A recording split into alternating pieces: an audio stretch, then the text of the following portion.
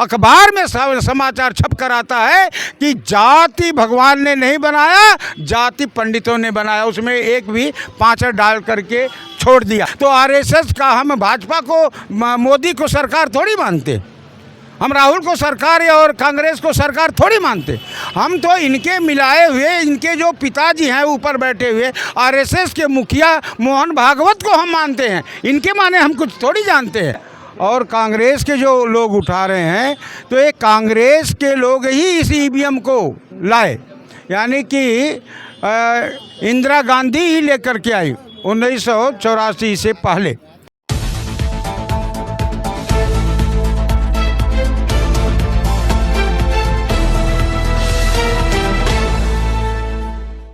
नमस्कार दोस्तों, मैं संदीप कुमार, आप देख रहे हैं द विशेष समाचार अब बनारसी अंदाज में उत्तर प्रदेश के जनपद चंदौली से।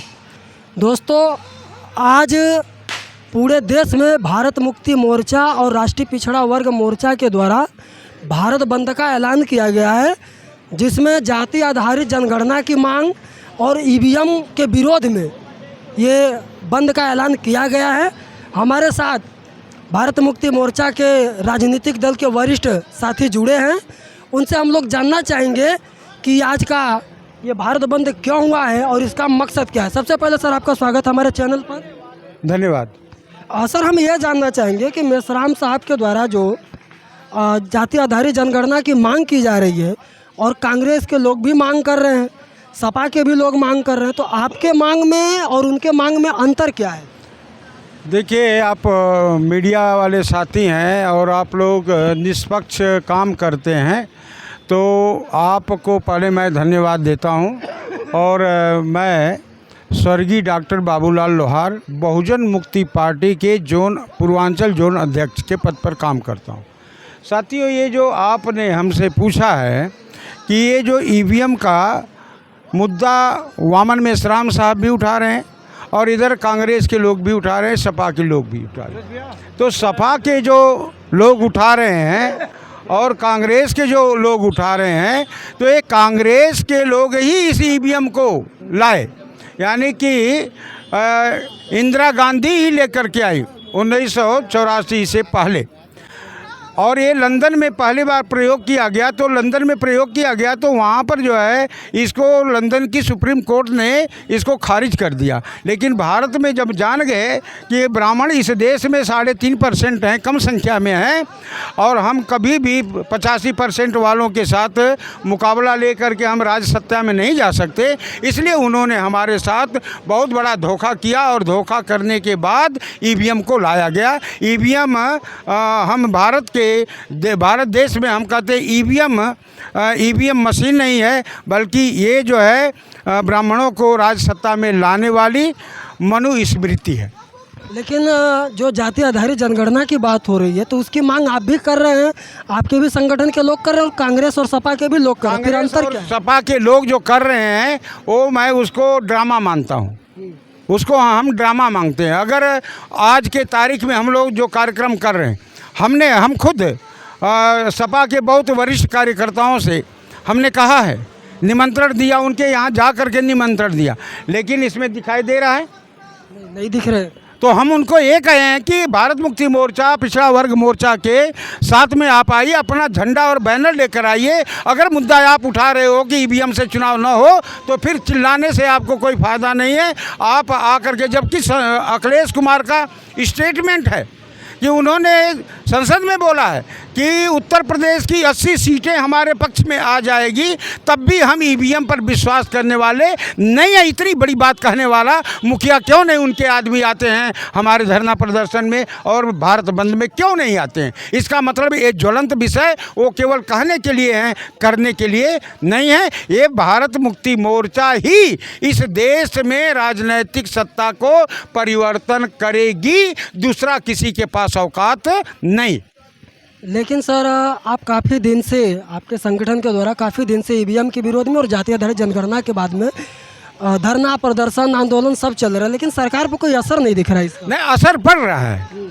आपको नहीं दिख रहा होगा, आपको समझ नहीं आ रहा होगा, लेकिन हम कर रहे हैं तो हमें मालूम है, क्योंकि 6 अक्टूबर 2022 को हम लोग नागपुर में जा कर के 9 लाख लोगों के साथ आरएसएस का घेराव किया। तो आरएसएस का हम भाजपा को, मोदी को सरकार थोड़ी मानते, हम राहुल को सरकार या और कांग्रेस को सरकार थोड़ी मानते। हम तो इनके मिलाए हुए, इनके जो पिताजी हैं ऊपर बैठे हुए आरएसएस के मुखिया मोहन भागवत को हम मानते हैं। इनके माने हम कुछ थोड़ी जानते हैं। हमको तो उनको पकड़ना है, तो हम लोगों ने उनको पकड़ा और पकड़ करके अपनी ताकत दिखाया नागपुर में जा कर के। और 8 दिन पहले मोहन भागवत को भागना पड़ा नागपुर कार्यालय छोड़ करके, और छोड़ करके भागना ही नहीं पड़ा, 7 दिन के बाद रेडियो में समाचार देता है, टेलीविज़न पर समाचार देता है, अखबार में समाचार छप कर आता है कि जाति भगवान ने नहीं बनाया, जाति पंडितों ने बनाया। उसमें एक भी पाँचर डाल करके छोड़ दिया। इसलिए हमारा असर किसके ऊपर है? भाजपा और कांग्रेस के बाप के ऊपर हमारा असर है। आपको नहीं दिखता है? आने वाला ये जो आज भारत बंद हो रहा है, इस तरह का भारत बंद हम 2027 और 2029 तक 14 बार करेंगे। ये पहला हमारा शुरुआत है ऐसा भारत बंद। आज तो देख रहे हैं आप, आने वाले समय में हम और मेहनत करेंगे और हजारों नहीं 20,000 की संख्या में चंदौली को बंद करेंगे। ऐसा सुनने में आया है कि जब से आप लोगों ने घेराव किया था नागपुर में, उसके बाद से आरएसएस के कार्यालय को वहां से ट्रांसफ़र करके अयोध्या लाने की बात हो रही है। तो वहाँ पर अयोध्या लाने की बात हो रही है, तो हमारे भी वामन मेश्राम ने ये चैलेंज कर दिया है, ऐलान कर दिया है, जैसे ही अयोध्या जो नागपुर से ट्रांसफ़र करके कार्यालय आएगा यहाँ पर अयोध्या में, हम उससे पहले उसको घेरने का तैयारी कर लिए हैं। जहाँ जहाँ ये जाएंगे तहाँ हम जाएंगे और इनको घेरते रहेंगे, और बगैर इनको सत्यानाश किए बगैर हम चुपचाप रहने वाले नहीं है। एससी ओबीसी का जब तक पूर्ण तौर से अधिकार नहीं मिल जाता, हम चुप बैठने वाले नहीं। आपके अलावा तमाम तरीके के बहुजन संगठन है, राजनीतिक दल है, लेकिन वो खुल के ईवीएम के विरोध में बात नहीं रख पाते। इसलिए नहीं आते हैं क्योंकि वो दलाल भड़ुआ के रूप में बदल गए हैं। और हमारे मान्यवर कांशीराम साहब ने चमचा युग लिखा था, तो चमचा युग जो लिखा, और वो आज साबित हो रहा है कि इतना चिल्लाने के बाद भी जो राजनीतिक दल है, घटक दल हैं, वो हमारे साथ आकर के इस मेन मुद्दा, ये जो आज का कार्यक्रम है जाति आधारित गणना, तो क्या आप ये मान सकते हैं कि ये बसपा का नहीं है, ये सपा का नहीं है, ये और दलों का नहीं है? लेकिन यहाँ दिख तो कोई नहीं रहा आपके यहाँ दिख नहीं रहा है, इसलिए कि वो खिसियानी बिल्ली खंबा नोचने वाला मामला है। अपने में हम एससी एसटी ओबीसी जो बहुजन समाज है, वो आपस में झगड़ा करता है, दुश्मनों से झगड़ा करने की औकात उसके पास नहीं है। तो यहाँ जो बैठे लोग हैं, ये दुश्मनों को जानते हैं कि हमारा दुश्मन कौन है। दोस्त और दुश्मन की पहचान करके हम लोग लड़ाई लड़ रहे हैं। आने वाले समय में इन्हीं लोगों में से आपको सड़कों पर नज़र आएंगे कि ये लड़ने वाले साफ सुथरा हैं, और इन्हीं के लड़ाई के वजह से भारत में महापरिवर्तन आएगा। ये हमारा अटल सत्य है। प्रशासन तो कह रहे कि धारा 144 लगी है। धारा 144 है, प्रशासन को ही मालूम नहीं है कि 144। अभी तो उनसे कौन थे, कोतवाल या कोई थे, उनसे बात हुई, उनको खुद नहीं मालूम है 144 धारा संविधानिक है, आईपीएस का है कि जो है अंग्रेज़ों का। ये अंग्रेज़ों का धारा हमको सिखाते हैं, जबकि हम इसको मानने वाले नहीं हैं। हम संविधान के दायरे में रह कर के काम करेंगे, ये हम लोग काम करेंगे, हम इनके बहकावे में आने वाले। आज के आंदोलन से क्या संदेश देना चाहेंगे समाज? आज के आंदोलन से हम समाज को यही संदेश देना चाहते हैं कि आज से ठीक 6 महीना बाद हम फिर भारत बंद करेंगे, और बहुत बड़ी संख्या में इकट्ठा करके हक अधिकार की हम बात करेंगे। जैसे मिले मुलायम कांशीराम, हवा में उड़ गए जय श्री राम, तब जा कर के हमको मंडल कमीशन का कुछ हिस्सा मिला। 52 के 52, आज हम 52 ही हैं। 1931 में 52% की गणना हुई। इन गद्दारों ने आज तक 86 साल हो गया जनता की गणना नहीं कर रहे हैं, देवी देवताओं की गणना कर रहे हैं, पब्लिक का गणना नहीं कर रहे हैं, कुत्ते की गणना कर रहे हैं, तमाम चीज़ों की कर रहे हैं, और ओबीसी की गणना नहीं कर रहे हैं। ये बहुत ही लेकिन ओबीसी समाज से ही स्वामी प्रसाद मौर्य आते हैं, उन्होंने एक संगठन बनाया भारतीय बहुजन अलायंस, अभी दिल्ली में उन्होंने एलायंस बना लिया, तो क्या आने वाले समय में भारतीय बहुजन एलायंस के साथ आप भी जुड़ पाएंगे? बिल्कुल, वो हम नहीं जुड़ेंगे भाई, हम जुड़ेंगे, हम जो है वो मुझसे जुड़ेंगे।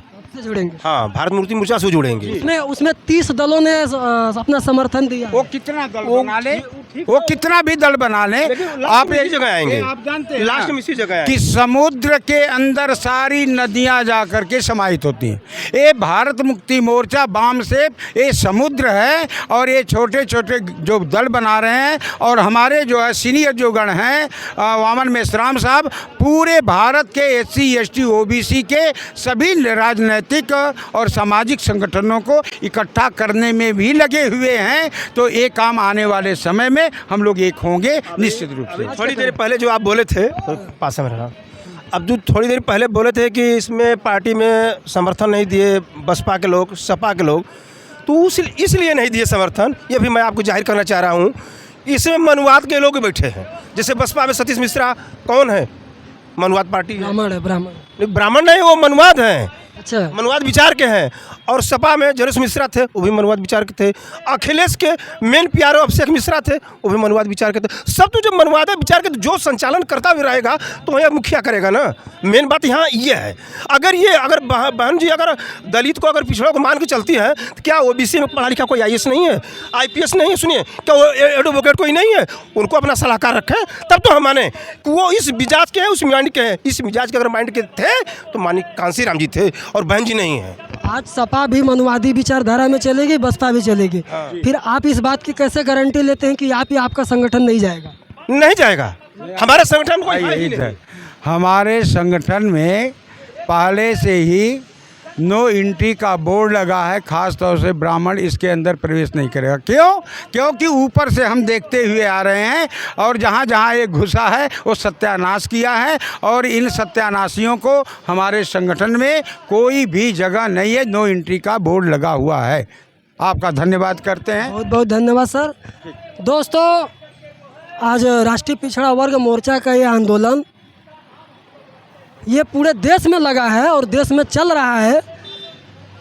जो हमने बात किया उससे आपको क्या सीख मिली, क्या सही लगा, क्या गलत लगा, कमेंट बॉक्स में ज़रूर कमेंट करें और अपनी राय भी रखें। संदीप कुमार के साथ द विशेष समाचार उत्तर प्रदेश चंदौली से बहुत बहुत धन्यवाद।